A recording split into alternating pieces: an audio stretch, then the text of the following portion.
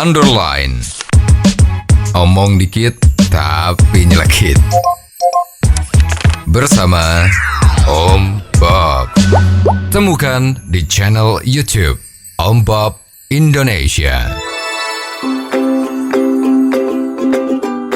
Om Bob, RUU KUHP ini disetujui menjadi undang-undang dan pasal kontroversial masih juga bertebaran. Salah satunya adalah ancaman pidana penjara bagi dukun santet. Bagaimana Om Bob menggarisbawahi masalah ini?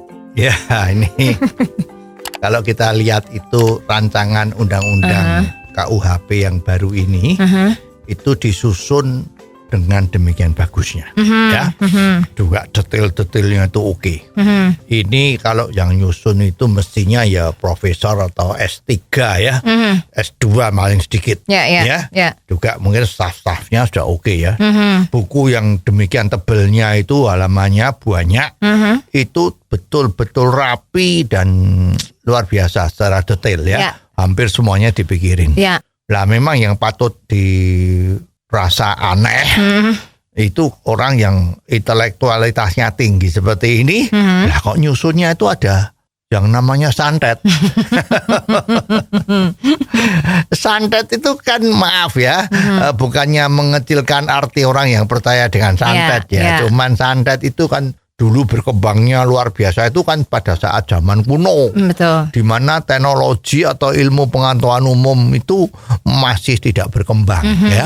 Contoh yang paling banyak itu kan dulu ya, yang paling buat contoh yang bisa dipakai itu dulu kan orang kan percaya bahwa bumi itu kan datar. Tidak ada orang yang percaya bumi itu bulat. Nah, itu santet rame. Jadi semua orang percaya sama dukun. Lah kalau kita ingat kemarin tuh di Indonesia itu kan juga ada itu yang sekarang sudah masuk penjara ya. Itu bahwa orang bisa menggandakan rupiah. Santet atau dukun itu ya. Betul. Dan bahkan ada anggota yang terhormat dari oknum DPR ya, itu yang percaya. Jadi pada saat santet dukun tadi itu dimasukkan pengadilan di sidang, itu juga memberi saksi bahwa dia yakin dan percaya dan lihat dengan mata kepala sendiri kalau uangnya itu bisa berkembang. Lah sebetulnya ini kan omong kosong kan, omong kosong sekali itu ya. Lah kita juga jadi heran, ini KUHP yang baru ini kenapa kok santet itu dimasukkan di dalam ya, orang yang terbukti melakukan santet maka akan dipidana penjara kalau nggak salah 1,5 tahun ya.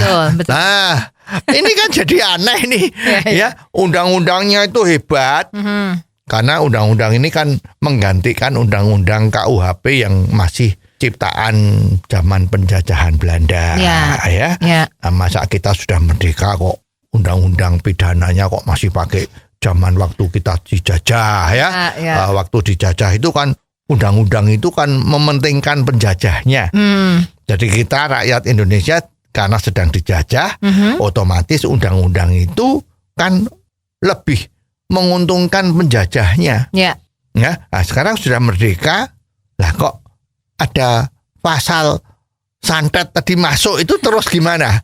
Siapa yang lebih modern, siapa yang tidak modern ini kan jadi lucu. Ya, jadi orang yang sekarang udah mikirin bagaimana menuju ke ruang angkasa.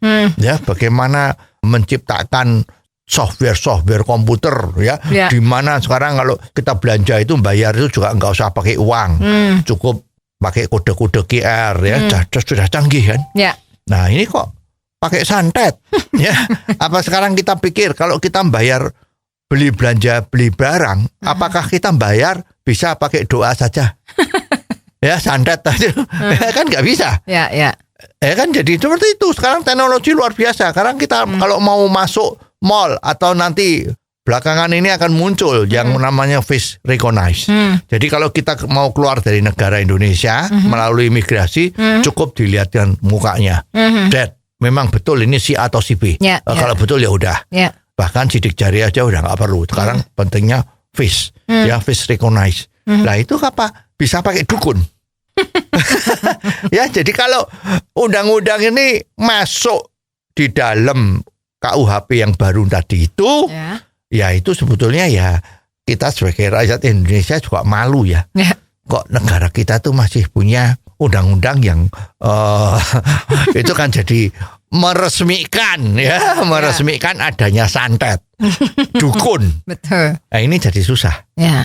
Ya jangan-jangan nanti lama-lama juga orang nggak perlu ke dokter dah, dukun saja. Nah ini kembali ke zaman bahala. Ya. Jadi mestinya ini ya masih ada waktu kok itu direvisi ya. Walaupun sudah disahkan kan nanti baru berlaku 3 tahun lagi lah. Siapa tahu di dalam waktu-waktu deket ini santet tadi itu bisa dihilangkan ya. Supaya kita juga tidak tidak dipandang kecil sama orang-orang asing ya yang anggap kok Indonesia itu kok masih kuno ya, kok masih ada dukun dan santet. Oh, jadi begitu ya Om Bob. Jelas deh sekarang.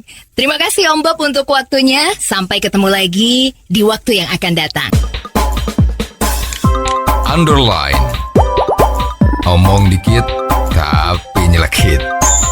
Bersama Om Bob. Jika Anda suka dengan channel ini, jangan lupa subscribe, like, dan komen.